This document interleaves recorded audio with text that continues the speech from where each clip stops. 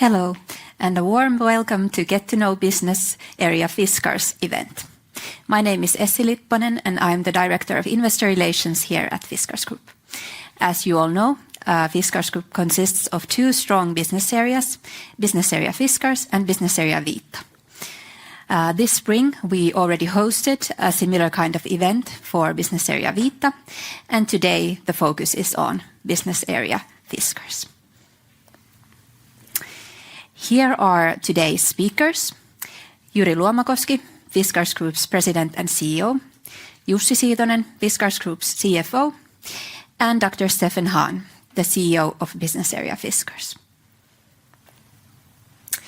And here is the detailed agenda for this afternoon. First, we will hear from Jyri Luomakoski, who will open the event. After that, Jussi Siitonen will talk about Business Area Fiskars from financials perspective. And after that, we will get more deeper into the Business Area Fiskars with Stefan. After these presentations, we will have a joint Q&A, and we will take questions both online and from the live audience here in Espoo. The webcast ends by 4 o'clock, and after that, the audience here in Espoo will have a chance to see some exciting new launches by Fiskars on the 4th floor. But without further ado, Jyri, please go ahead.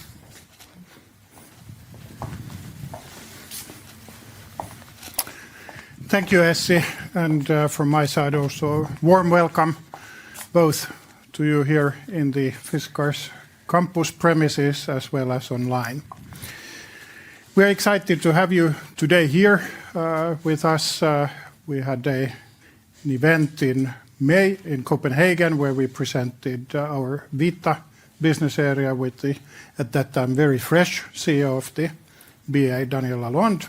And this is a logical kind of a continuation of those series. And as we have a lot of exciting things to tell and show today, happy to see all of you here as well as online. What is the focus of today? As Essi pointed out, we are split into two business areas. The one we discussed in May, Vita, it's home decoration, tabletop, some jewelry at Georg Jensen, many brands.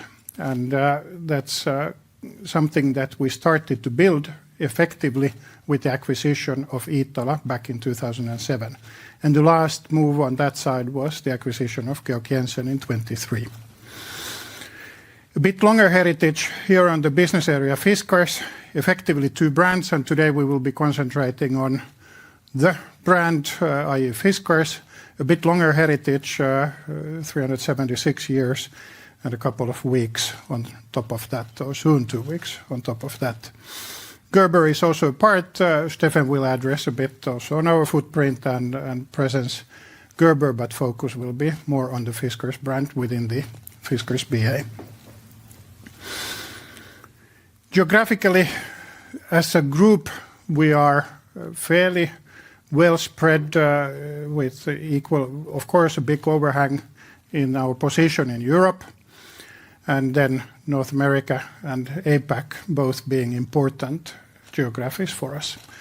For BA Fiskars, as we will soon learn, North America is, of course, of bigger relevance than for Vita. But it's not only a European and North American business, so if you go to some of the prime do-it-yourself stores in Australia, you can't avoid coming across Fiskars products. And now comparing our two businesses here, quickly addressing Vita, which is from a distribution perspective, about half and half, direct to consumer, both our about 500 stores and e-com presence, and the other half through distributors, so indirect sales.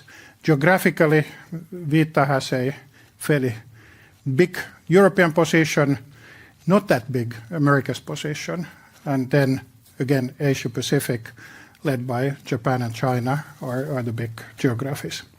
But today's focus, indirect distribution model, dominating clearly the business model for BA Fiskars. There is effectively for Gerber a own e-com presence, and that's where this 3% comes from. Half of the business is in Americas. Not exactly the other half in Europe, so the APAC presence, effectively Australia, New Zealand, accounts for the 4%. And another distinction also here is that the BA Fiskars is more of sourced products, especially focusing on a North American offering and presence. In Europe, actually, most of our offering is manufactured by ourselves. And at Vita, we see here that 60% of what we sell is made in our own factories, both ceramic, so porcelain, and glassware factories. We have undergone a fairly big change in the organizational structure. And personally, I was in the board from 2016 till not too many weeks ago. And 2020, when the pandemic hit us, we had a matrix that at least I had a difficulty to draw all the dimensions of that matrix, actually. And that was simplified over the time. And now, since February 1 of this year, we have had a rather simple corporate structure. We have on group roles, about 1% of our people. Group business services, that's basically financials, shared services, and IT, as both businesses are sharing the same ERP backbone, about 3% of our people. And today we talk about Fiskars BA with about 20% of the total headcount or personnel of Fiskars Group being employed at BA Fiskars. Vita has a significantly higher share. From a revenue perspective, it's slightly bigger, but as you can imagine, if you are selling a lot of hand-painted porcelain plates, you need quite many hands to do that, and that's explaining effectively. Not to mention the 500 stores. Every store employs multiple people, and consequently, it's way more personnel intensive as a business as the Fiskars BA is. Why did we do the split? That's a question I understand has been a lot of speculation, and it's been on the lips of many people. Obviously, with full accountability, we think that we can reach better results. My personal philosophy is that while we have a lot of smart people also working out of these premises, the group headquarters, but I can't claim that we know best what the Australian or the American consumer needs. How can we charm those consumers in different places that we would have that knowledge necessarily in some, from many perspectives, remote location, of course, when you are located in Espoo, from a very central location, as we would say it in that context. But this improves our speed, our agility closer to the market. Transparency, measurability, even in the times of the AI, I firmly believe that what gets measured gets done, and that's something we are living here with our division or business areas divided into their, soon into their or even legal subgroups under the holding company, Fiskars Corporation. We can allocate our capital smarter, more correct, in a better way that yields the best results for our shareholders. We can set the targets properly. And when we get to the independent legal entities on the lower left-hand corner, this is one of those topics. Operationally, since last winter, we've been in this structure. Till the end of Q1, we expect to have the legal part of the restructuring also done, which means that there is a legal subgroup under Fiskars Corporation that is the Fiskars business, and the other is the Vita business. Through that, we have the entire balance sheet available. Also intend to increase our disclosures towards the financial markets for full transparency, but it's also giving us transparency. There might be currently in a country distributors who sell both Fiskars products. They could be selling some of our nice glassware, and the snow shovels, and the axes, and a few other things. And we have trade receivables from that party. Currently, we can't, in the structure as we speak, separate those. So we don't have a full balance sheet, consequently, measuring and even then, in the end, basically rewarding on items that are outside of the income statement, which we have had split for years. This is opening, again, new avenues to be more relevant, kind of sharper focus to the right things. With this, also looking at these two businesses, having been now in the operative role, basically myself since May, Vita with about 12 brands, or if you count all of them, it's probably 100, but 12 active and relevant brands, how to manage that business, and then the big Fiskars brand business, different channels, different routes to market, a bit different arguments how to charm the consumer. This offers us now divide et impera, so the dedication that we can do the right things also within the businesses and not have a fruit salad from that perspective. This is a good segue, handing over to Jussi, how Fiskars business area has managed to get to a resilient business model and also a very efficient capital structure. Jussi, please.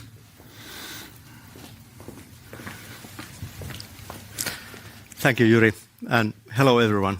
So what is the Fiskars BA financial role within our portfolio? Fiskars BA contributes 3 key strengths to our portfolio: a lean cost structure, an asset-light balance sheet, and thirdly, a very resilient business model, what we have there. Let's start first with this lean cost structure. Presented here, you can find Fiskars BA, Vita BA, and then the overall group P&L structure, rolling 12 months at the end of September. So Fiskars BA is dilutive to our gross margin. That's due to the business model what we have in Fiskars BA. Roughly half of net sales what we have there is in USA. So Fiskars BA operates in USA mainly through the big retailers. And typically in US retailers, the gross margins are lower than what they are with the European peers. Having said that, at the same time, that distribution is very cost efficient. So once you get a door open for one big retailer, you have a platform available for nationwide distribution in one go. Of course, you need to prove that product is working, product is selling true, but at least the platform exists, and therefore the distribution is very efficient. Another thing on top of this efficient distribution, what we have in Fiskars BA is also when it comes to our general and admin cost. Bearing in mind what Jyri said, that only 20% of our employees are in Fiskars BA. The organization is very flat, very efficient there, and that you can see in the numbers. So even though net sales were down this 3.7% now on rolling 12 months basis, we have been able to maintain stable double-digit profitability. And that shows the resilience what we have in the Fiskars BA business.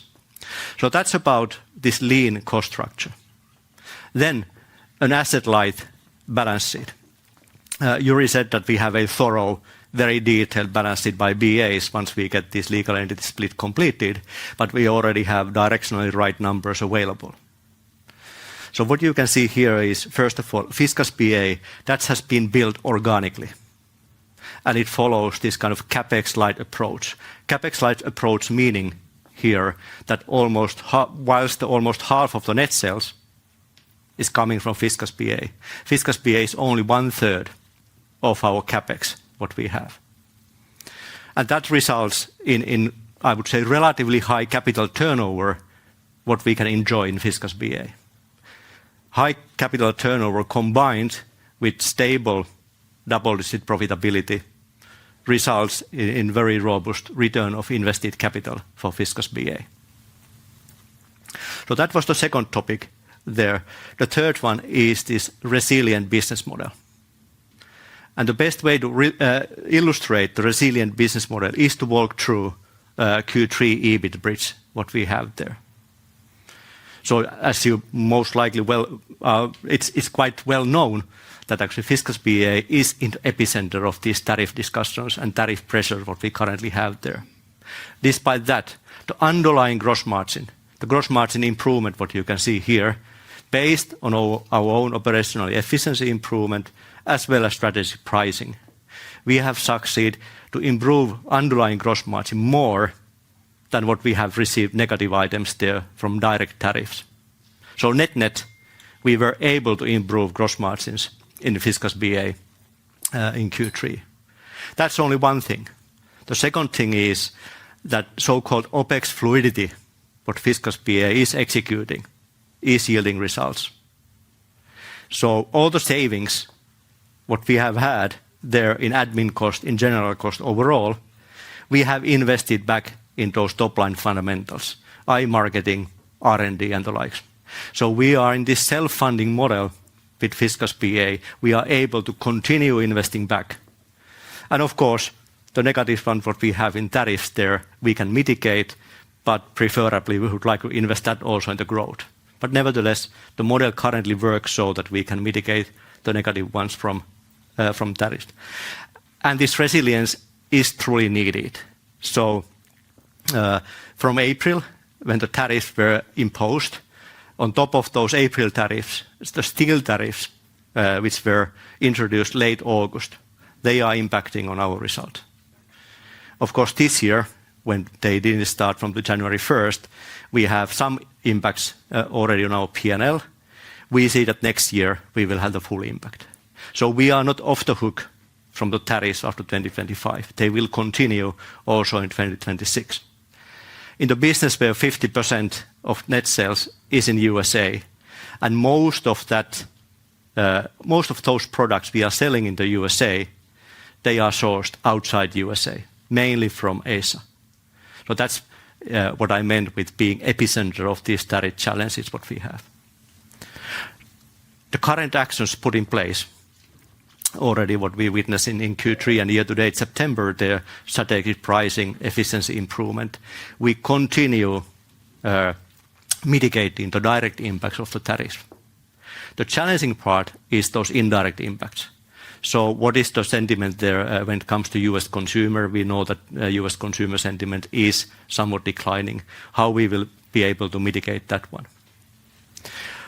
Our focus is very much to maintain competitive position, securing our market share and prioritizing our market share, and then the cash flow, because that's something we can control. The own actions we have put in place and are putting in place as we speak is mainly when it comes to our sourcing, refootprinting. What is the best place to source sustainably so that we can still avoid those highest tariffs there? And that's what we are focusing. How long-term planning can we have? Well, that's challenging at the moment because this tariff environment is very volatile, let's say so. We don't know what will happen tomorrow.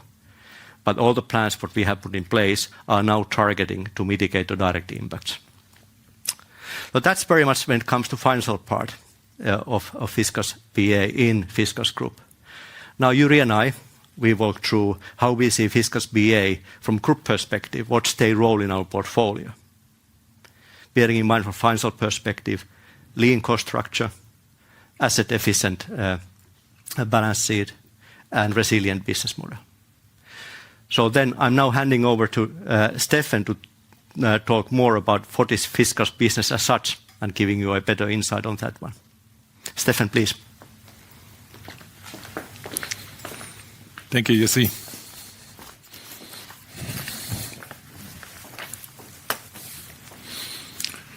So welcome also from my side. My name is Stefan Hahn, and I lead the Fiskars business area, which is the brands Fiskars and Gerber. I would like to cover 4 things with you. The first thing is where we are. The second thing is who we are, what we do, and what hopefully is particularly exciting for you, what we do next. So if we start by looking where we are, a bit of an overview, and I start on the right side of the slide. So you see our country footprint. Today, we are an international brand. We are present in more than 40 markets, from North America over Europe down to Australia and New Zealand. So we are an international brand, but still with potential to grow in other markets. Well diversified, being present about 50-50 on both sides of the Atlantic, of course, always gives us a nice hedge, depending on how the economies go on either side. If you look at the middle part of the slide, this is our retailer landscape. So for the Fiskars business area, we have decided that we focus on what we are good at: product design, so engineering, design, and brand building. We trust our partners to be good retailers. So we don't do our own retailing. We don't do DTC for the Fiskars business area. So we are working a lot with big boxes. And of course, that begs the question, how exposed are we? Is there one or two or three retailers that really make the bulk of our sales? And many of you probably know the answer. That's not the case. So even our biggest customers stand for less than 5% of our net sales. And so again, we have a very well diversified retailer customer base that gives us resilience when things go bad in a certain country or in a certain geography, because we have other partners in other areas that wouldn't be as exposed to that. And then lastly, when you look at our product categories, we have a seasonal business, but the business happens to be fragmented into subparts that have different seasonality. So we have garden cutting in spring, we have back to school in summer, we have in fall the eggs business that is very pronounced there, and then we have as we run up now to Christmas, the Gerber business, the cooking business, and our snow tools, depending on how the weather goes. So we have each of our subcategories has a different geographical profile, which again makes us relatively resilient with the different seasons on our business. So overall, we are very well diversified as a business, geographically, customer-wise, category-wise. Yet we have one uniting factor.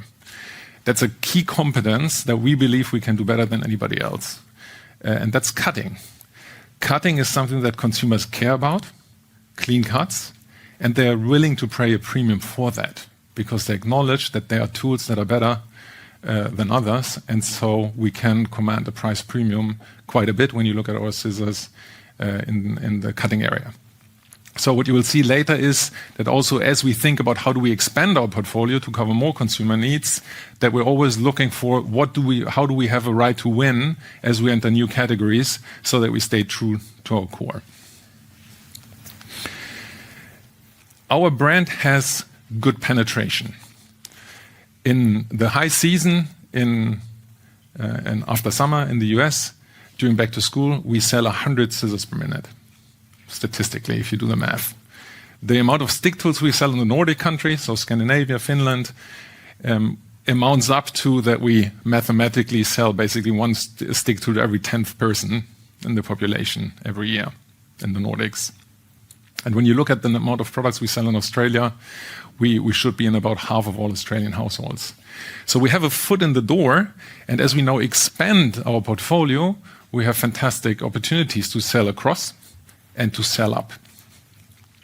And we are following that path, which you will see a little later. When you think about the penetration and the foot in the door, we have one business that we're very proud of and that is very attractive for us, Access, where we have major upside. So our market shares, when you look at value, is about 25%, give or take, depending on where we are in the market. But on the unit side of things, we're only selling about 10% of all units in the X space. So when you think about the X category, we are shifting focus and say, how do we convert classic wood shaft axe users into our type of axes? That is very attractive for us. Volume, economies of scale, premiumization, and it is very attractive for our retail customers because we create category value in a category that not necessarily is growing on its own.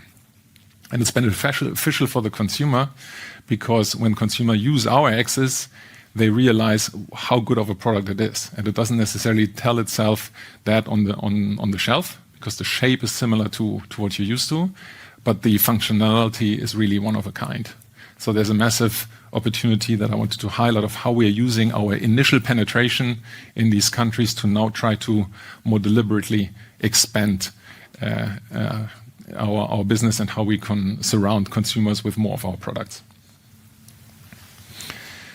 We are serving our customers with what we think is a world-class supply chain. So we have warehouses in North America, in Canada, and in the US, in Europe, in Finland, and in Poland, and we have a warehouse in Australia to serve our customers, and that supply chain is fueled by 4 own manufacturing sites that we have. So in the US, we have a manufacturing site in Portland on the West Coast, which is the mecca of knife making. So our Gerber business is producing our premium knives there. We produce axes and scissors in Vilnius, not far from here. And then a little further, but still not far, in Sosakowski, we produce our cooking equipment. And then in Słupsk in Poland, we are producing a number of our gardening tools. So rakes, spades, the weeder, a product we are famous for, and some of our pruner. This was the where we are. Now let's look at the who we are.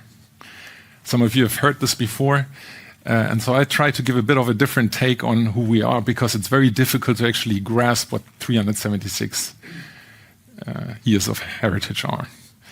Early in my career, I used to live and work in Switzerland, in Geneva, which some of you enthusiasts might know is the cradle of watchmaking. And amongst others, the oldest watchmaker in the world is based in Geneva, Vacheron Constantin. And when I lived there, they had a very intriguing campaign. They would depict historical events, and then they would say how old Vacheron Constantin was at that time already to showcase how old they are. So when Napoleon was born, Vacheron Constantin was 14 years old.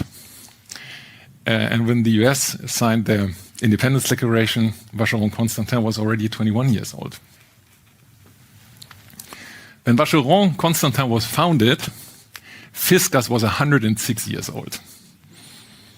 So Fiskars is 106 years older than the oldest watchmaker in the world.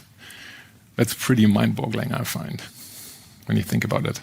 So Fiskars was founded in 1649.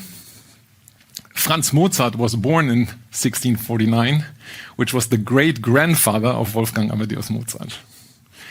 And in 1649, the Maryland Toleration Act was signed, which allowed all people on what today is the US, on the today's US territory, so that was more than 130 years later, to worship any kind of religion.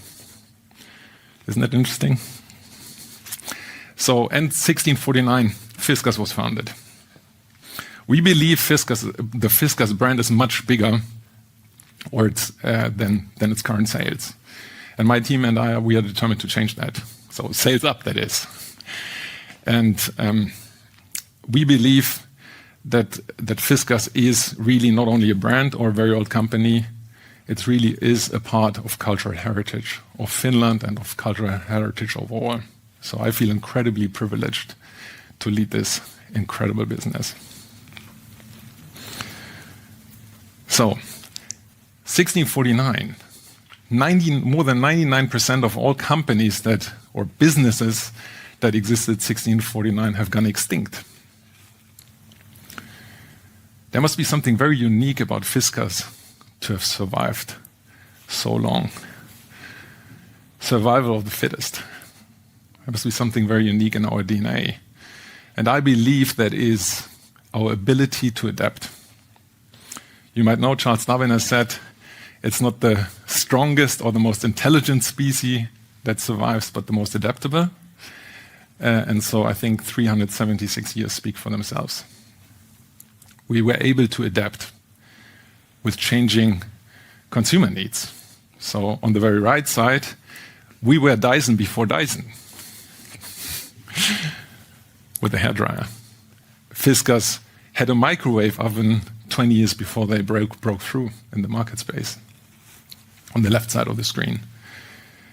Fiskars did plates and cups in plastic, trailers, Fiskars did excavators, Fiskars did traffic lights.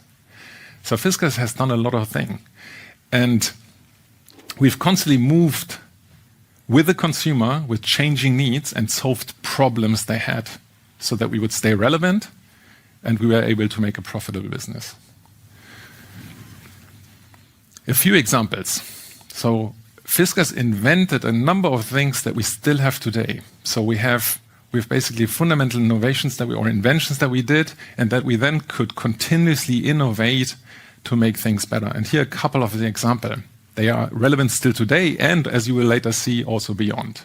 So the plastic-handled scissors. Scissors used to be made out of complete steel, fully steel, which was very expensive. And so Fiskars actually invented these plastic-handled scissors, which made them more affordable to consumers. And then we innovated. So we just recently launched our 6th generation.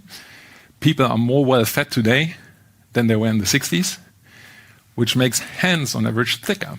So you have a different anatomy as a result, and we adjusted the scissors to go with that, so that they are comfortable use. If you today use, on average, the scissors from 67, they would feel pretty tight. So then the power gear mechanism on the very right, 1996. There is a physical limit of how big of a branch you can cut. And Fiskars came up with this gear mechanism so that you basically up to 3 times the force that you have naturally you can apply to a branch, so you can cut thicker branches. And those of you who do gardening, you know how it feels when you have this branch. You can't cut that bugger. So that is a thing of the past with our power gear mechanism. And we built on that. You'll see later on an innovation that we have that is taking that to the next level, because there are downsides with the gear as well that we're now solving. So we continuously make the products better in innovation steps based on what we originally came up with in 96. The ropeless tree pruner. Again, if you're using these tools, you get stuck with the rope if you have one. I inherited one from my father with a rope, and it's not particularly convenient. Fiskars solved that problem. And then with the rope internalized, Fiskars could also come up with a gear mechanism, so you could cut thicker branches, which makes it incredibly productive because you don't have to climb up in the tree with a ladder or even get a landscaper who does it for you, and it's pretty costly. So again, an original invention from 97 that we have innovated, and again, you will see later of how we're taking this forward. The claw weed puller. So it actually, if you have dandelions, it tears out the whole plant, including the roots, so they don't regrow. And you don't need to go down. If you do garden work, you have pretty quickly a sore back. And so we solved it because you lift it up, it is stuck to the tool, and then you can unload it. So a number of things. It's not mind-blowing invention, but it makes a task of a consumer so much better that they see the benefit and want this tool over everything else that's available in the market. And so we do this about a broader range. This is a few examples. Now, what's nice about Fiskars is we're not only good at solving functional problems, we also add emotional value, as evidenced in many of the wins we have in the design space. Red Dot as an example. What does that mean, actually, design? For us, it means we have ergonomics that are truly based on insights of how our tools are used. We'll showcase that a little later about how much of a difference things can make to the handling, to the balancing, to the weight, when you really understand how the tool is used in practical terms and how you design for that. So ergonomics lead to health benefits. You have professional landscapes that use these tools 8-9 hours a day. That makes a huge difference. We also offer aesthetical benefits. Some of our tools are used in what you would call demonstrative consumption situations. Other people see you having it or using it. It's part of your interior. So you want it when it's on display, you want it to look nice. You spend a fortune on your interior design. You don't want to have outdoor tools that are just functional. You want them to look nice too. That is a value that people are ready to pay for. And we have really, I think, mastered that art. And we are intentionally investing into it. We have a chief design officer. We have more than 10 industrial design engineers. And what you see here, the quote on the chart shows you that we are amongst the top of the companies when it comes to industrial design. And the top of the companies means we are amongst the likes of Apple, Pininfarina, Porsche Design, Dyson, which you wouldn't necessarily expect from a company of our size. So really at the top end of design capability as judged by others. So, and then when you think about sustainability, which is always a topic, Finland happens to be a relatively sparsely populated country. And that luckily makes nature present pretty much everywhere. It's always present. That's very nice because it's a good reminder of our obligation to protect it. So for us, care about the environment and making sure that we reduce our impact on the environment is who we are. That's really in our values. It's not just in any report. And so we have three main pillars how we cater for that. The first is we make tools to last. Durability, which goes very nicely hand in hand with the quality expectation and perception that consumers have about our tools. The second pillar is circularity. You know, we've publicly committed to a target. We want our Fiskars products to be, by 2030, made out of 50% circular materials. We have a milestone in 25, 30% on our path to get there, and we've just surpassed that. We're about 32% of all of our material we use in our products to be circular. And in some areas, we've really pushed it to what's technically feasible. So when you look at our cooking equipment, you cannot, for process reasons, you cannot go to 100% of circular material, but you can go beyond 90, and we've done that on stainless steel and on aluminium in our Sosakowski factory. So we are really on the cutting edge of what's technically feasible when it comes to the amount of circular materials. And then lastly, repairability. Of course, it's much better for the environment if you don't have to replace a whole product, but only parts of it. And that happens to coincide with a very attractive spare parts business financially. So again, ecology and economy go nicely hand in hand on the repairability front. And so this is what we have on sustainability. And if you then look at what does that lead to? So we're focused on solving functional problems. We are focused on adding emotional value, and we are focused on doing so in the least environmentally impacting way. And that has earned us a leadership position in garden cutting. Pruners, tree pruners, axes, you have an edger here, spades. So we're a leader in garden cutting. Given that we invented the plastic handled scissors and then continuously developed our portfolio there, we also earned a leadership position in scissors, both in adult scissors and in kid scissors and related crafting tools. In kids, there is now an interesting trend emerging, which is away from screen time back to crafting. So parents more and more look for activities they can give to their kids that sometimes earns themselves an hour free time where they're busy, but they develop their motoric skills. They don't look at an iPad, but they get active. And we have an expanding portfolio to cater for that. The same is true for adults. More and more people look for what they call digital detox. And so we internally call this grandma hobbies are on the rise again. Crochet is growing more than 200% in the US. So there are things that are coming back, and we have a portfolio to capture these consumers in our offer. Now you could think there's a lot of offers in the scissor space, and that is true. But the Fiskars orange-handled scissors really is a recognized icon in the marketplace. This is, you see here the CNN style article. We've sold more than 1 billion pieces, which of course means we have a lot of experience of how to do these things right. And we know, without being able to disclose names here, but we know that a lot of people use in their professional purposes our orange-handled scissors when they really want to get the best possible result. Tailors and haute couture companies, automotive customization to cut leather and things like that, architects to build models. So our scissors is found in the offices of people that really care about the result, globally.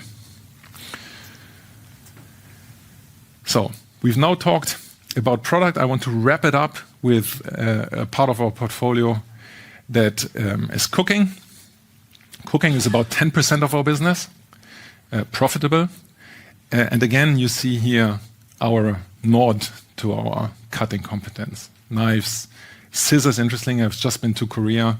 In Korea, a lot of food in the kitchen and on the table is cut with a regular scissor instead of what we would cut here in Europe with a knife. And then Gerber. Gerber is about 1/6 of our business. You saw it earlier on the category mix when I talked about where we are. And within the Gerber brand, more than 80% of sales is in cutting tools or cutting-related tools, so knives and multi-tools. So if we move from product, the physical product, now to the brand. Our brand is present and highly regarded. So the tongue twister, National Collegiate Athletic Association, so college basketball, they have a custom that when a team wins a major title in the US, they would cut the net from the game and keep it as a memory for that title win.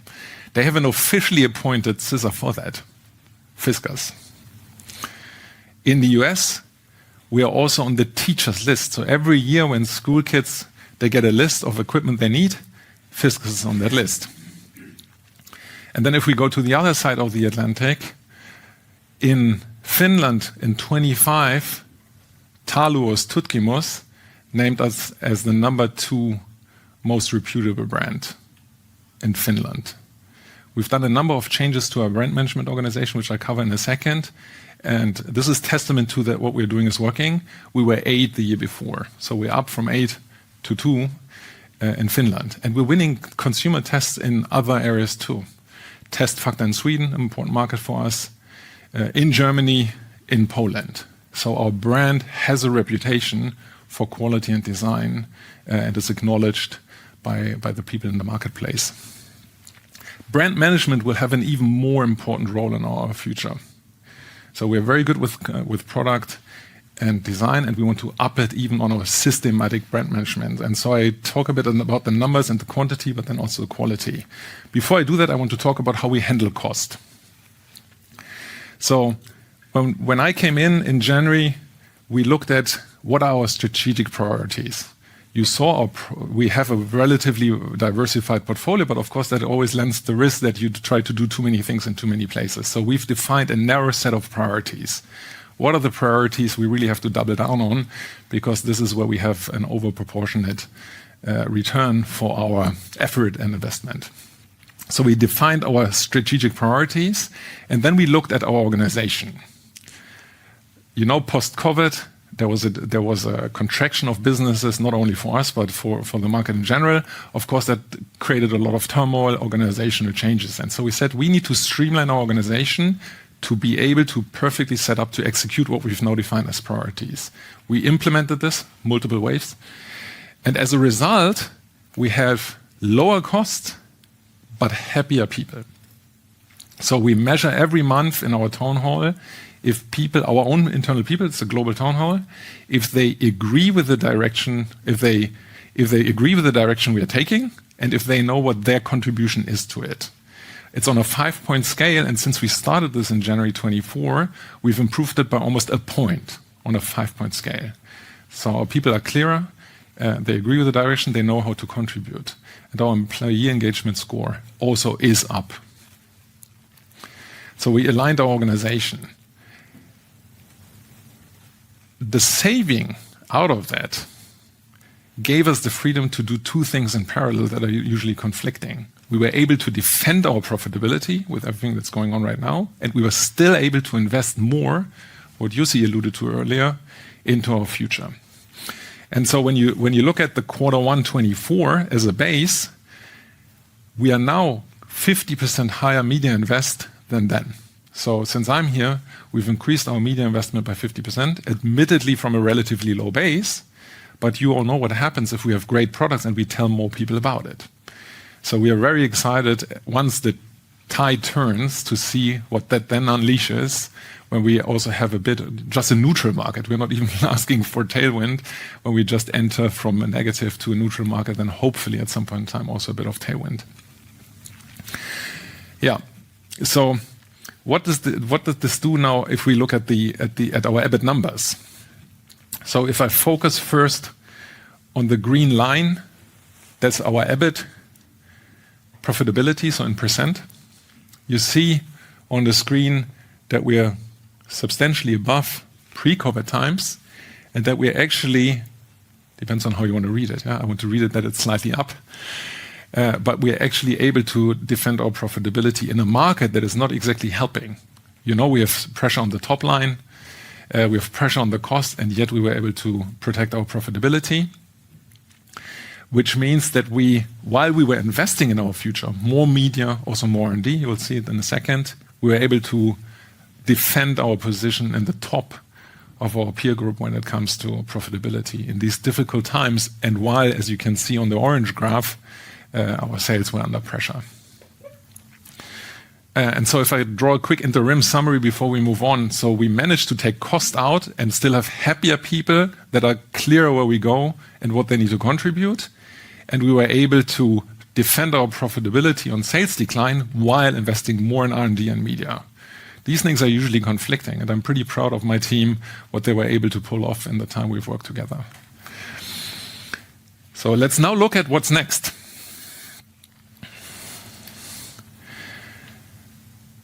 To drive towards profitable growth, which is our ultimate aim, we have a very simple model. 3 pieces, essentially. We want to continue focus on innovation, expand our portfolio. We want to be present in more retailers, so broader distribution, deeper distribution, better quality of distribution. And we want to drive awareness with media, with advertising. So in other words, we want to serve consumers with more products they can buy from us in more places and let more people know about it. And if we double click on the first part of that, so innovation, over the last 20 months, we were able to more than double our innovation pipeline. We will show you 4 examples in the following, but we start with a little video.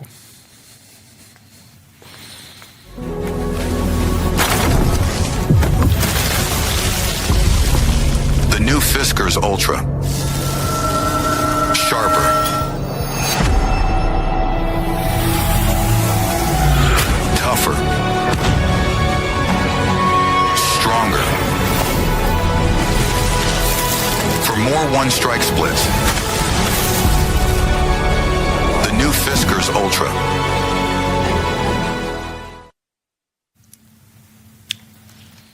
Here it is. So that's our new top-of-the-line product, the Fiskars Ultra X. I used it this weekend. I can still feel it. If you have an old wood shaft X in your tool shack, and you buy this and use this, I guarantee you it will be a revelation. This product is incredible. And so this is our new top-of-the-line range. And as you probably saw in the advertising, we are using this to give people an argument why they should buy this instead of wood shaft X. You saw the demo. It truly is sharper. You can truly drive with the tank actually over it. It flexes back. You can not separate the head. And I've myself had a wood shaft X, an old one, that dried, the wood dried. I was using it and the head flew away, and on the other sides were my kids playing. You appreciate that this head cannot be removed from the shaft once you had such an event. No, I hope not everybody has that experience and then buys our X. I hope they buy it before that. But this is really one of the products that we have that we think will really make a difference in our X category and start harvesting the 90% of the market that's still out there for us to capture.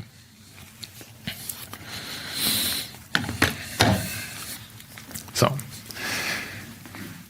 it is, you can tell I'm convinced this is a great product. It actually has an innovation which comes to the coating. When you want to split wood, a common problem is that you get stuck in the log if you don't split it. This X doesn't get stuck. So there's a coating on it, so it either glides through or it kind of stops at the top, but it doesn't get stuck, which makes it far more convenient to split logs. And the coating makes it more slippery, so it's easier to do these one-strike splits. I was talking about the revelation, and that's the technology. There are coatings.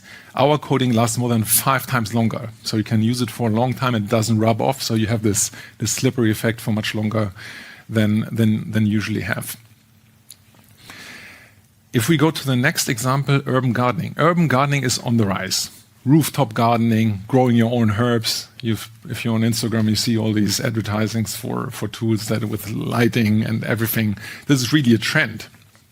And so we are looking for subcategories where we have a right to win, where there's inbuilt tailwind. Urban gardening is one of them. We've launched a number of products in this area. And so from retailers in the US, you see here some of the star ratings. Usually, if you're a brand manager, 4.3 is what you're looking for. We're getting 4.9s and 5s by a number of consumers. So we really got this one right. And as it is on display, I talked earlier about demonstrative consumption. You want these tools to look good because you see them. You don't put them away. And so this is where we really can apply our gardening knowledge, but also our design capability to deliver consumers something they want to have. The next example is pet care. Those of you who have a pet know this is a very emotional category. It is also a growing category. And one of the key concerns pet owners have is that when, for example, they cut the claws on the nails, is that they hurt the pet. And there's an effect that some of you might know is if you want to cut and the tool that you have isn't sharp, you basically squeeze the nail. And so the pet starts trying to pull the paw away if you have a dog. Our tools don't do that. They do a clean cut, and so you have an actually experience that this product is what you're looking for. We've launched now, or we're in the process of launching 18 products. They're hitting the stores as we speak. Here, those of you who are based in Finland, which I understand is pretty much everybody, if you go to the retailers, you will be able to see it in the next days if you haven't seen it already. So it's rolling out as we speak. And we have very positive feedback from everybody who's used the product about its quality. So, and then I want to go last, but certainly not least, what is particularly exciting for us is our entry into power. The world is motorizing. If you think about a car today, the seat is electric, the windows are electric, the hood is electric, the trunk is electric, everything is electric. And that is also true in our categories. Everything is motorizing. And so we are now going into this space too.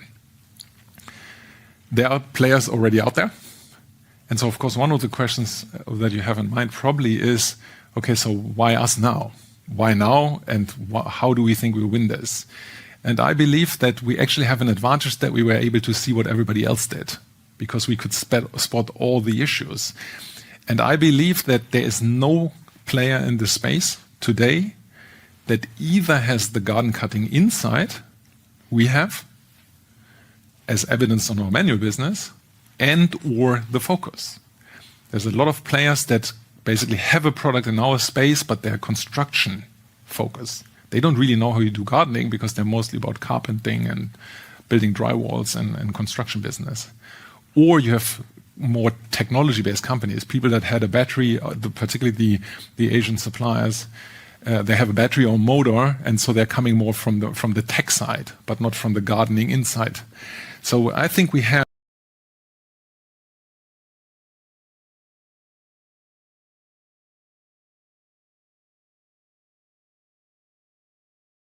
product to the competition out there, and we are delivering the top-end cutting performance that you would expect, both in terms of force, but also in terms of duration. You will see this later, those of you who are on the product show. We have, you can basically use the battery without charging for a whole day, which is, when you're a professional landscaper, a pretty compelling argument. The handling. A lot of the tools that we see are in the market out there are not really based on the insight of how you handle the tools. Particularly when they get long, weight balance is very important. And we see a number of competitors that basically strapped a pruner to a pole and you have all the way at the head. But now imagine when you're reaching out 2 or 3, you just can't hold it. Like from a physics point of view, it's very impractical. And so we have a very different approach to that. And we think that is superior, is our belief. Then there's a question, well, battery system. We don't have a battery. We have a power bank. So we have a power bank that happens to double as a battery for our power tools. So all the other players have a battery that you can only use for these tools. That means probably 350 out of 365 days, these batteries sit somewhere not used. And they're not exactly cheap. And so ours you can use daily. You can charge your phone, you can charge your laptop, you can use it when you are gardening in your gardening tool. And then you also don't need a bulky charger. One common problem is that you have one battery charged, you forget about the other one, and when you want to use it, you basically it's uncharged. All you need for hours is your phone charger. In USB-C, you plug it in, you charge the battery. If you happen to have more than one charger, I have 5 or so, you can charge 5 batteries at the same time. It's because you can use your standard USB-C charger. And given this is now a European standard, we can be fairly certain that this is standing the test of time, which is nice because 5 years ago that wasn't the case. So us coming now gives us the advantage that we see where everything has landed, and to now do what we think is an offer that is really distinctive and relevant in this market space. We'll watch another video.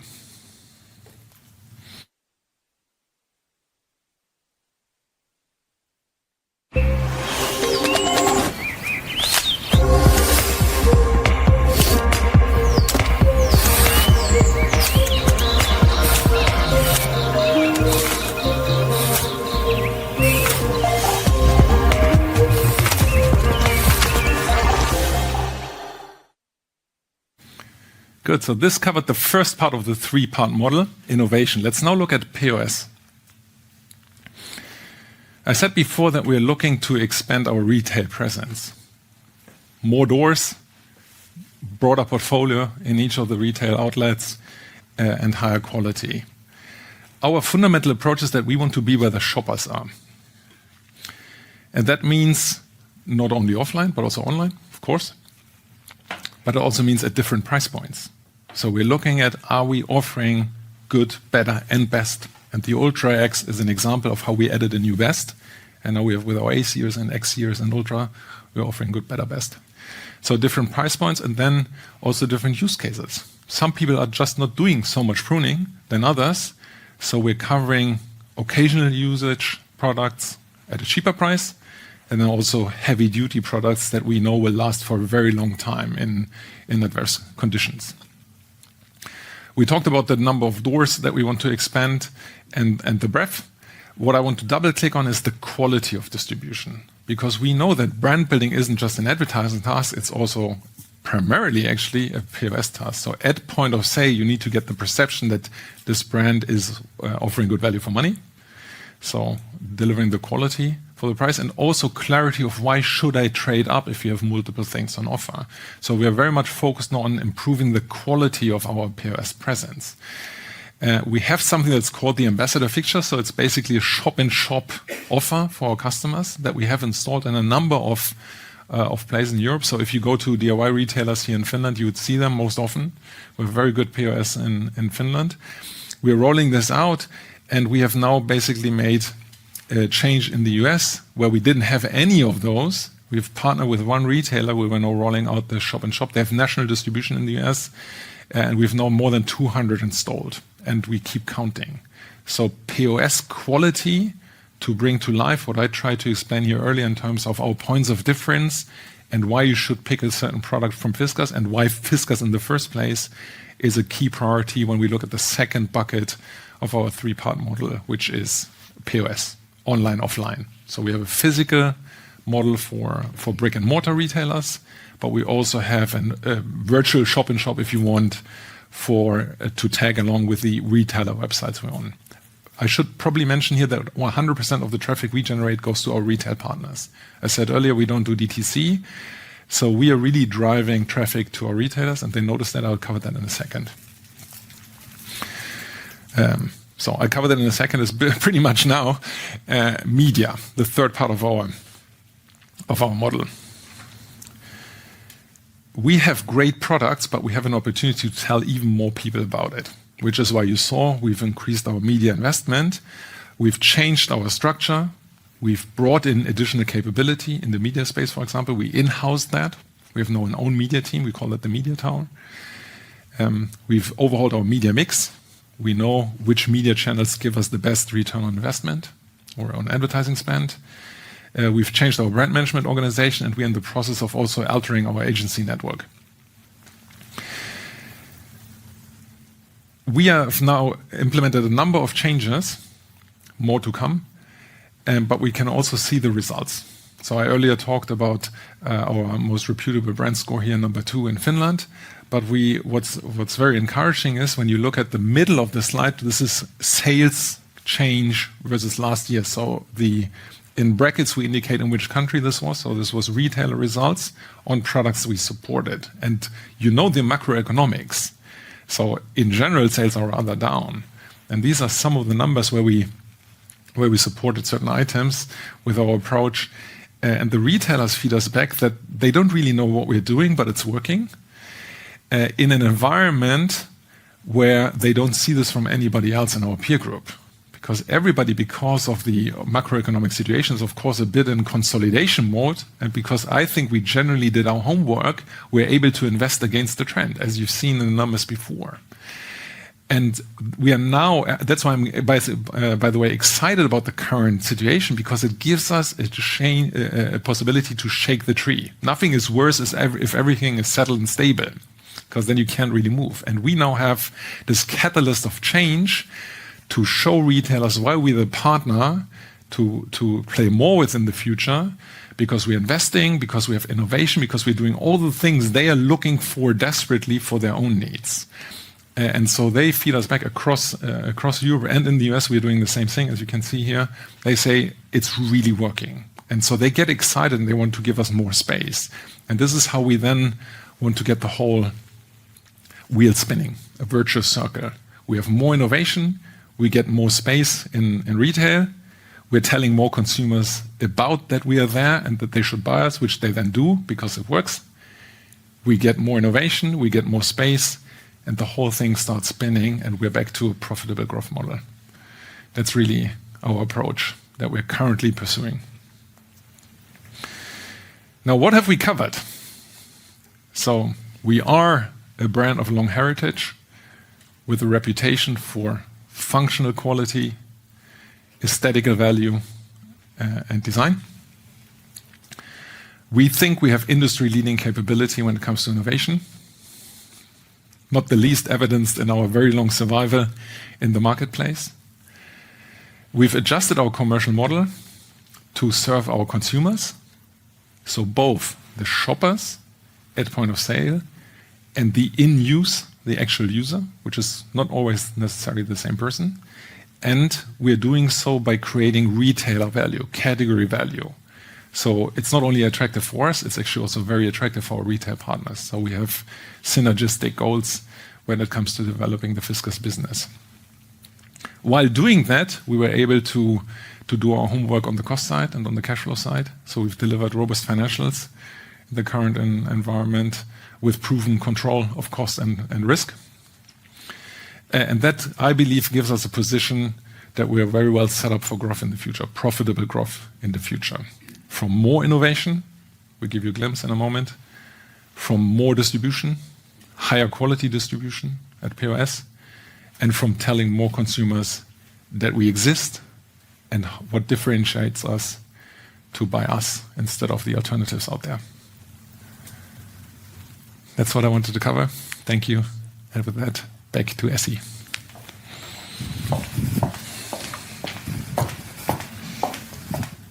Thank you, Stefan. And now it's time to take your questions. And just a reminder to those who are following online, you can still type in your questions in the chat. We already have some here, but maybe if we start from the live audience. And let's just wait that everybody gets settled here. Are there any questions here in the room? Nora. Okay. Yes, go ahead, Maria. Thank you for a very interesting presentation. I'm just curious because I'm not actually sure that in which country you are located. In Stockholm, in Sweden. In Sweden, okay. But then a little bit, given that US is 50% of your business, where is current, like if you think about like how you divide your time between the different geographies, how is that done? And then maybe as everybody's very interested about the consumer environment, and I think now reading quite a lot the transcript of consumer companies. I think people are saying that especially in the US it's very diverse, that low income classes are suffering, and then the higher income classes, they probably spend more prudently but still have money to spend. So if you could a little bit give a color on the consumer outlook in different geographies as well. Yeah, so on the first part of your question, I literally spent myself 50-50 between the US and Europe. I'm also there very frequently, and that means that covers actually both Gerber on the West Coast and not on the East Coast, but close to Chicago, our Fiskars business. So, and I'm building an organization that represents that too. In the past, we had setups where we tried to manage the US out of Finland or try to manage Europe out of the US.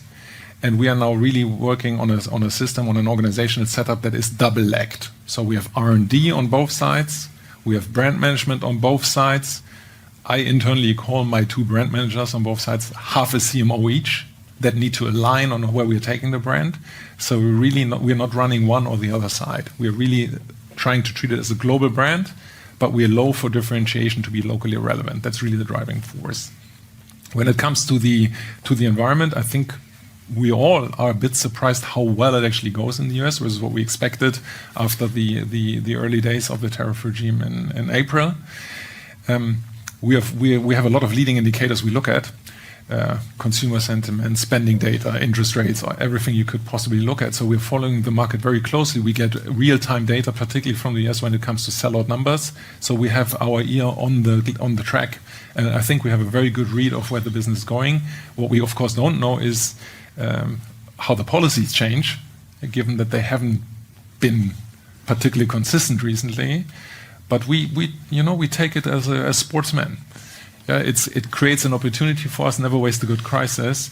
Every disruption creates an opportunity if you're ready to grab it. And so when the tariffs were announced back then, within 48 hours we basically moved half of our organization of the US from other tasks to a task force to re-footprint our supply chain, which is one of the reasons why you saw these robust financials.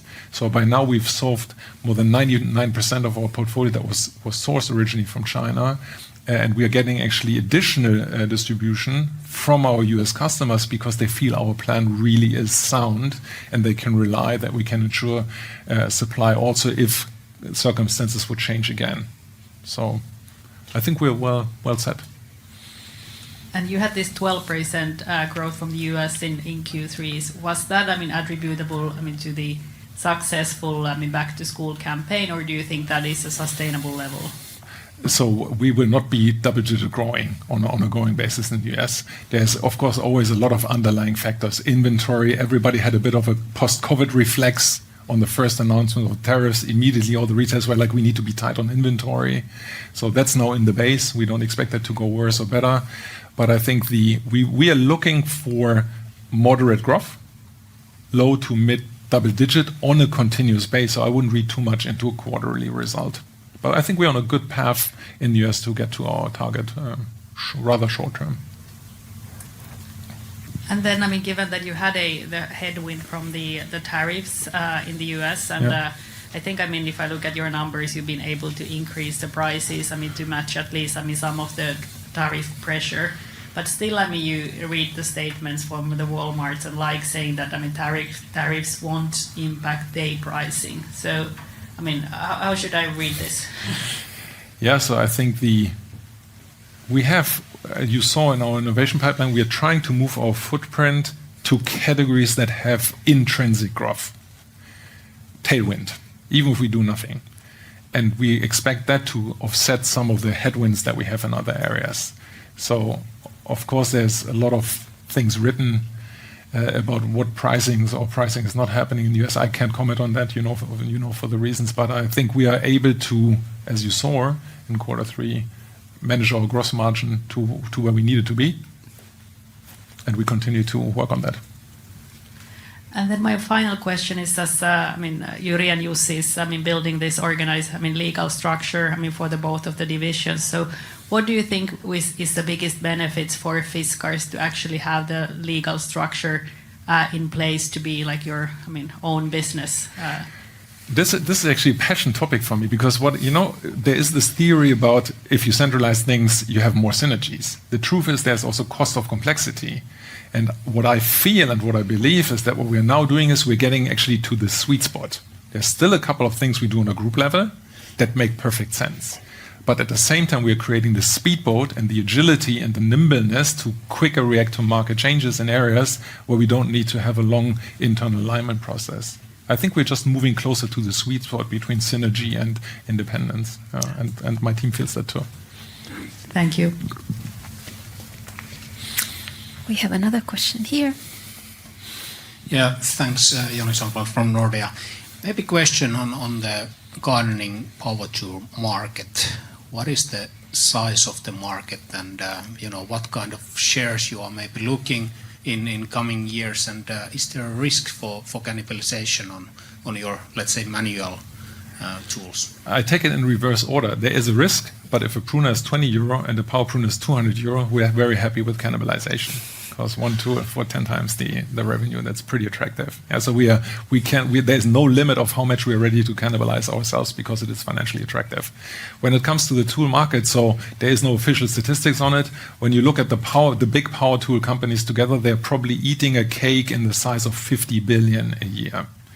If and when we have developed our power business to 100 million, it's not noticeable to them. So we don't think that anybody will react to our entry, because they have bigger fish to fry, all of them.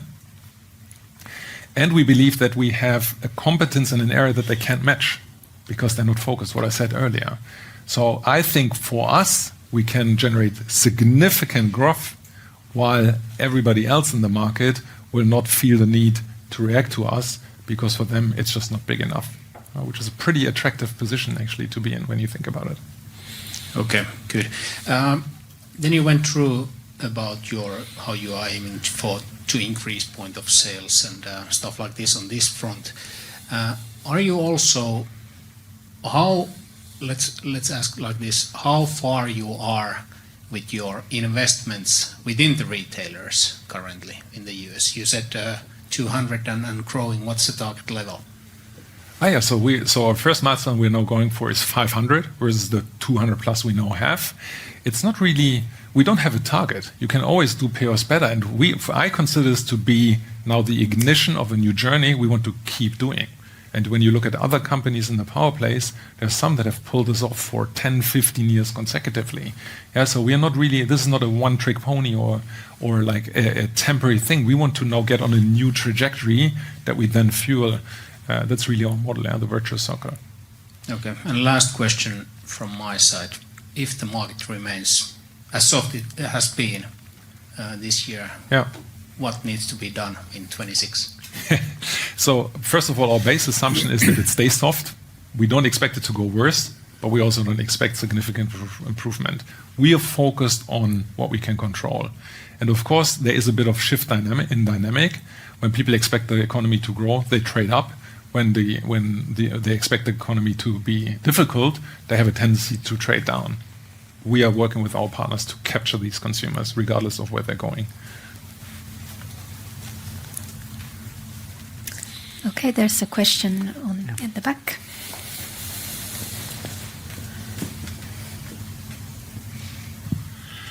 Rauli from Inderes. Hi, just one question from me on the financials. As Jussi showed, Fiskars division is doing quite good margins and returns on capital already. So what's kind of your priority in terms of growth and profitability? Are you basically aiming to maximize growth at this profitability or returns level, or how do you approach that?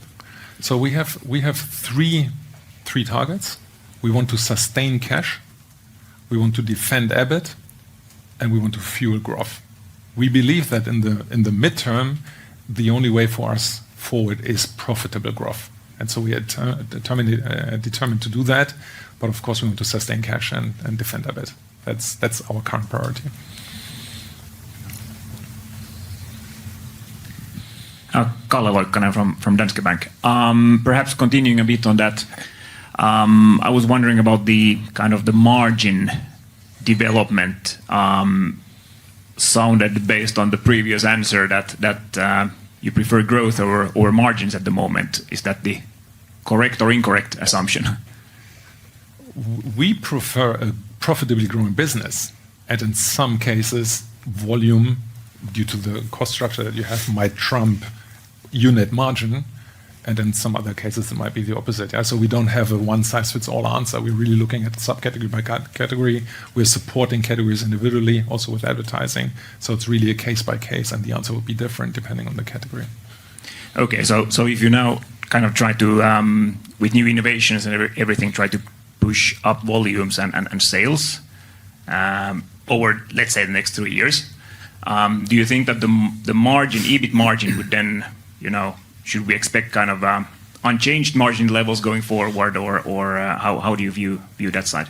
Yeah, so I think we're now getting into guiding territory. We have obviously not guided beyond the end of this year. February 26, we will issue the guidance for 26, and that will kind of move us step by step forward.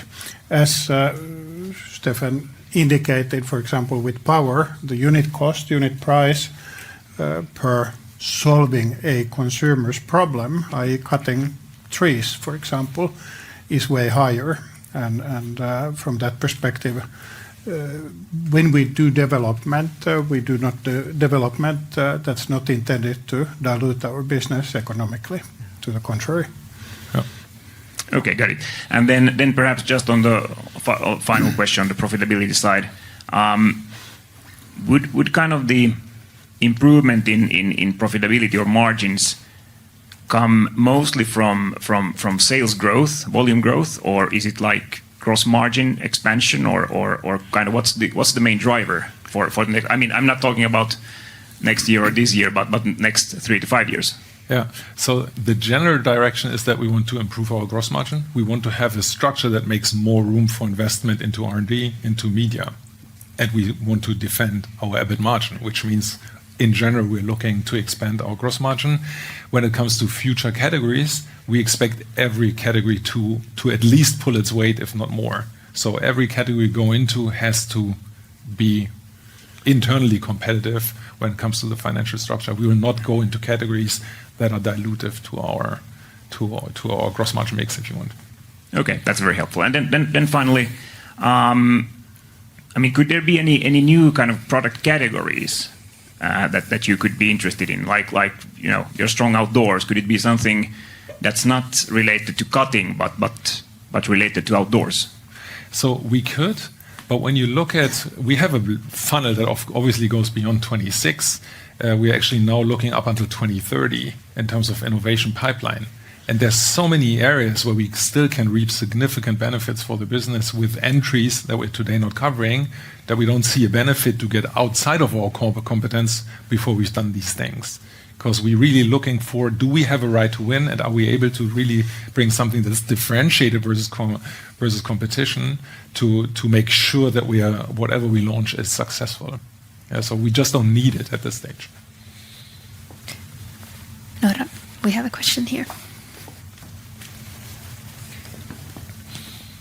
Hey, Mary Mahka, a private investor. I was wondering about marketing. Could you expand a little on that? Have you found which channels work best for you? And are you putting more money into them? Are you doing marketing on social media or traditional media? Which works best for Fiskars? So yes, and yes. So we have, first of all, one of the main drivers for return on advertising spending is that you don't have what a media person would call media breaks.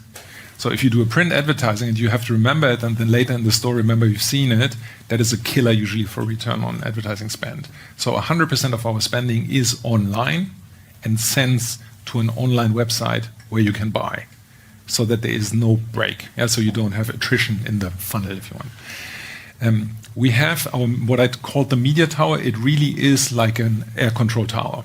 So we are looking at all the data in all the countries in one central team. They are It's a virtual team, so they are in the US and in Europe in different places, but they're one team, one virtual team, and they literally on a daily basis look at how these assets performing, and we change them in real time. So all the way from the number of sessions we create at the very beginning of the funnel, click-through rate, or the conversion to ROAS, and this changes actually over time. So we have a true real-time approach to media management, where we see the best return. We've just started the Ultra Access a couple of days ago. It's 50% better than the previous one. So we see that we quantitatively can prove that this model works, and I believe hands down that we have one of the best media management approaches there are in the market.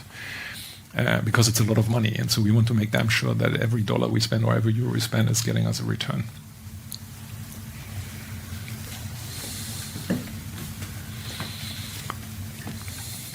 Tom Milmore from DNB Carnegie. The other division, Vita has a lot of M&As in the past, but what about Fiskars? I mean, could you consider expanding your offering by doing an acquisition within consumer goods and then convert or stretch the Fiskars brand into new products? Thank you.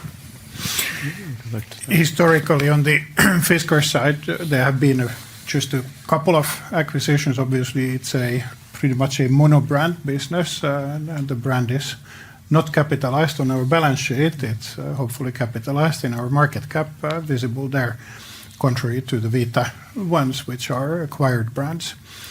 Historically, even the U.S. garden cutting business, we had scissor business, and that was actually the garden cutting competence to the local market was acquired to the group, but that's a couple of decades ago. Since then, there have been a few disposing of. There were pottery things relating to gardening. We had watering, which was acquired, was it 2015 or so, and divested here. 22, a couple of years ago, really pruning our portfolio. But of course, as such, while it's not a high priority for the Fiskars business area, we always keep our eyes open and look at, are there places, and given the monobrand structure of the business, it's more technology driven or market access, going out and buying a brand, like adding to the house of brands, as we call Vita, another brand is way simpler than integrating into the branded house, as we could call BA Fiskars. Well, it's a different type of logic in terms of acquisitive growth for that business. But haven't you converted some of the Vita business, like Hackman, into the Fiskars brand? Some of the kitchen products. We're still running Hackman, literally as we speak. Yeah, but Hackman came with the Iittala acquisition back in 2007, and the, say, functional part of that portfolio, because it included both the Iittala glass and Arabia tableware, all that stuff, but it included also things that are somewhat Fiskarized. So Hackman brand exists for cutlery, and it exists for some of the pan and pot category, and the premium offering is Fiskarized, but it actually comes from the factory, as Stephanie alluded to, Sorsakoski, which was part of the Iittala group, is part of our group. It's part of BA Fiskars as we now speak. Yeah. So that split basically took place subsequent to the acquisition of Iittala business soon 2 decades ago. And maybe just to build on what you said, Yuri, you're right, there is a Hackman brand, so maybe it's a little oversimplified to only talk about Fiskars or Gerber, but we, as I said at the very beginning of the presentation, we have clear priorities. Hackman is not an investment priority, we're not looking to expand it. So acquisitions, as Yuri said, if anything, we would be looking for capability or access. We're not looking to buy scale with a different brand that you then would have to rebrand, which would destroy a lot of value. We all know that organic growth is the most value-creating growth, and we have so many opportunities out there that we are focusing there. Then there's a question of debt capacity, which you also know where we stand. So for the near term, we're looking at how do we expand our own offer, and for the midterm, we would be looking at are there capabilities that we don't have that are cheaper to buy than make. So it's the strategic answer to, or the strategic addition to what you talked about. Are there... Oh, Joni, please go ahead. Yeah, Joni from Nordea. One follow-up question. On the distribution model, you pretty straightforward said that you are going through the distributors, but back in the days you still had some own direct-to-consumer in Fiskars also. So is it now purely distributor? Yes. Nothing in I understand in US, but also in Europe you are sticking So purely. we had 3 places when I started where we still did a tiny direct-to-consumer business. We looked at what does it cost us to run this versus what does it deliver. It was dilutive. We closed it. And we said, let's focus on the things we're really good at. Yeah. But when we are talking about Fiskars BA, of course, we have that direct-to-consumer business under Gerber brand in the US. Yes, that's actually good addition. Yeah. So Fiskars brand, no. Gerber, absolutely yes, in the US. Okay, thanks. Thank you. Any other questions here from the live audience, or should we take one from the online viewers? Okay, maybe online, and we can then continue here if there are additional questions.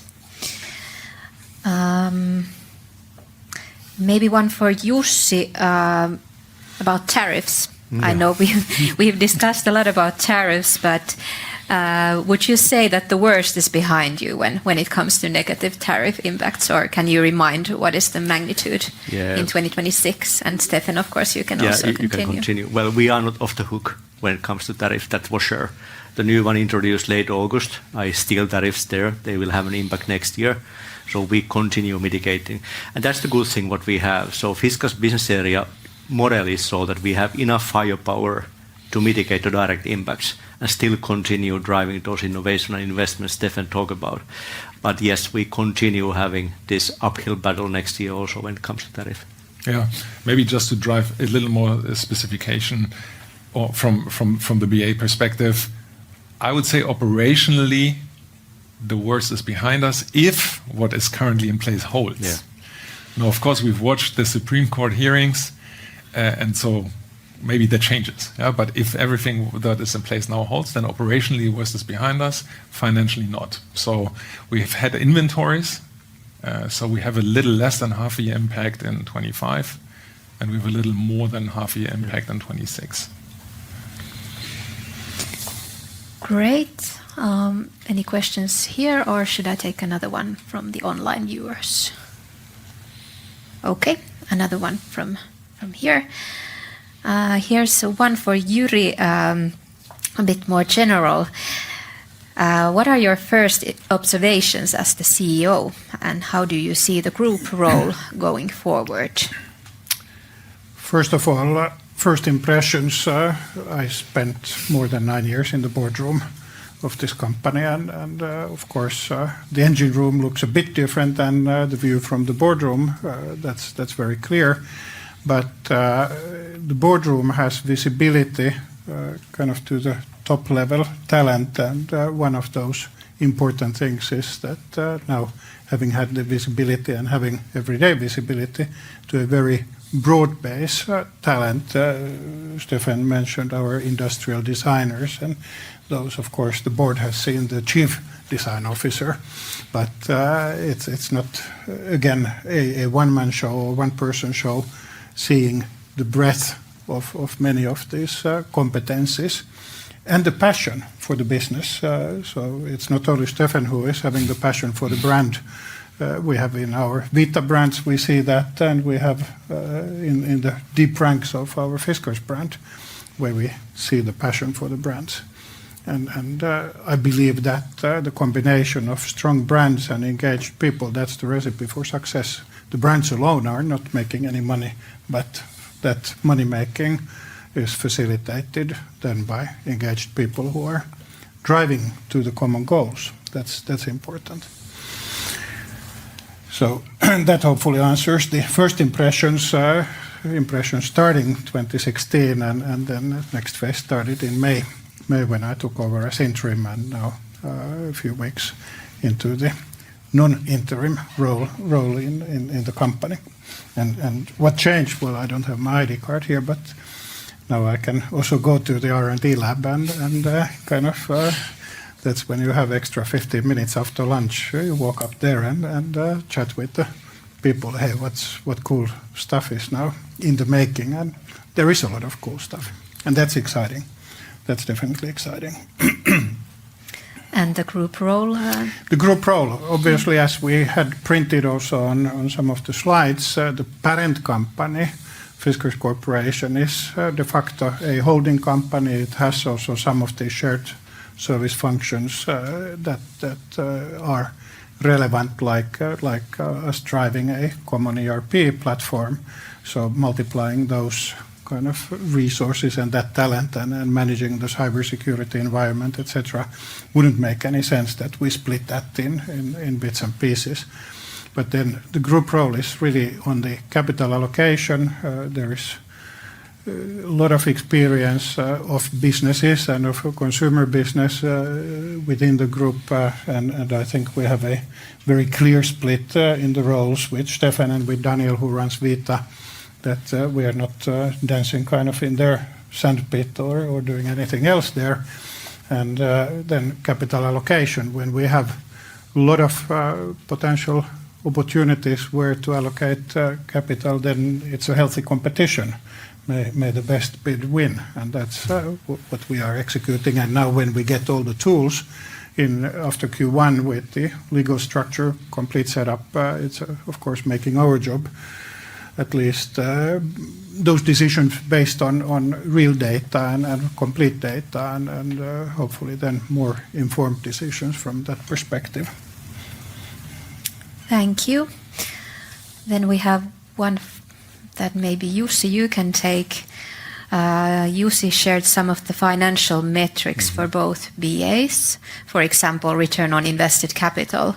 Will those also become the financial targets when you launch the new strategy?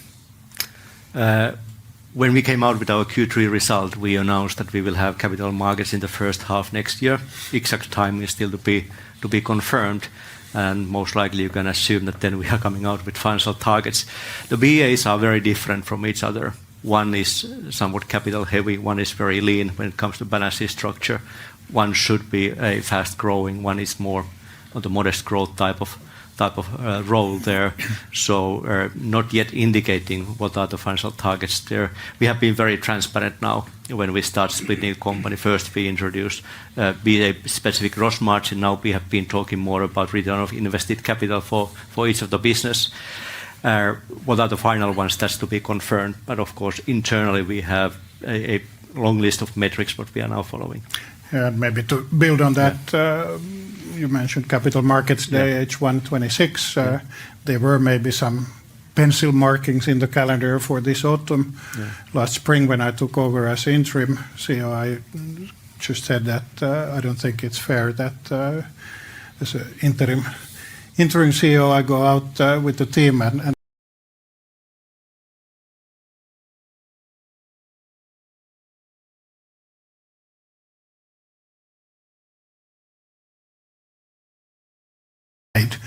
at the same time, this incorporation, it sounds kind of as a trivial thing that, yes, we have CEOs for the two businesses, and so what's needed more, but that we have the solid data